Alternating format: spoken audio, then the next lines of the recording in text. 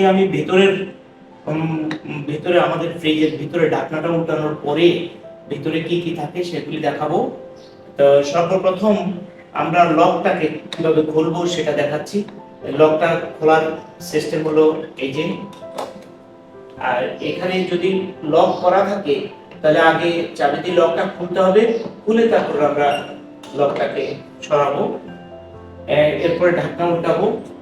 ঢাকনা উল্টানোর পরে প্রথম আমরা যে জিনিসটা দেখতে পাচ্ছি সেটা হলো এই জিনিসটাকে, এটাকে আমরা লিড বলে থাকি আর ঢাকনা বলে থাকি। আর ঢাকনার মধ্যে আপনারা দেখতে পাচ্ছেন দুইটা গ্যাসকেট রয়েছে, সিলিকন গ্যাসকেট বলে এটাকে, এবং দুইটা ডাবল গ্যাসকেট আছে। তো এই গ্যাসকেট দুইটা ব্যবহার করা হয় সাধারণত আমার কোনোভাবে বাহির থেকে ভিতরে যাতে কোনোভাবে বাতাস না ঢুকতে পারে। আর আপনারা জানেন যদি ফ্রিজের ভিতরে বাতাস ঢুকে তাহলে সেটা বরফে পরিণত হয়। বরফ আমাদের জন্য খুবই খারাপ ফ্রিজের জন্য। সেজন্য আমাদেরকে এই সিলিকন গ্যাসকেটটাকে যত্ন করতে হবে, এবং গ্যাসকেটটা যেই জায়গাগুলিতে লাগে সেই জায়গাগুলো সুন্দর মতো পরিষ্কার করে রাখতে হবে, এবং ট্যালকম পাউডার দিয়ে মাঝে মধ্যে ট্যালকম পাউডার দিয়ে দিতে হবে। আর একই সাথে আমরা দেখতে পাচ্ছি লিডের পরে এখানে 5টা বাস্কেট রয়েছে। আমরা এক এক করে বাস্কেটগুলো উঠে, এটা হচ্ছে আপার বাস্কেট। এই বাস্কেট আমরা খুলে ফেলবো দেখার স্বার্থে। এই যে 5টা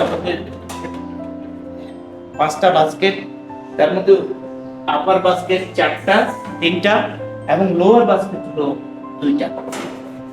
এই যে আমরা এভাবে উঠাই ফেলতে পারি খুব সহজে, কোনো রকম ঝামেলা ছাড়াই। এখন আমরা আমরা দেখতে পাচ্ছি যে ফ্রিজের ভিতরে এই যে ড্রেন লাইনের মতো রয়েছে, এটা কেন, কি জন্য আপনারা অবশ্যই জেনে থাকবেন। এখানে যখন পানি জমে তখন পানিটা সুন্দরভাবে চলে যাওয়ার জন্য, এবং পানিটা যাতে কোনোভাবেই এখানে না থাকে সেই জন্য এই ড্রেনগুলো এইভাবে দেওয়া হয়েছে।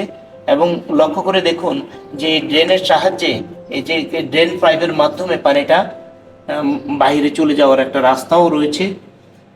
সেজন্য আমাদেরকে অবশ্যই মাঝে মধ্যে এই ড্রেন লাইন খুলে দিয়ে এই পানি, আপনারা দেখতে পাচ্ছেন যে এই ড্রেন লাইনের এই যে ড্রেনের একটা ছিদ্র রয়েছে, এই ছিদ্রের সাহায্যে এই যে ড্রেন করা আছে আমাদের নিচে সমান না হয়ে, এই ড্রেন করার একটাই মাত্র কারণ, যেটা হলো পানিটা যাতে সহজে খুব সুন্দরভাবে ড্রেনে চলে যেতে পারে, পানি যাতে কোনোভাবেই এখানে না জমে।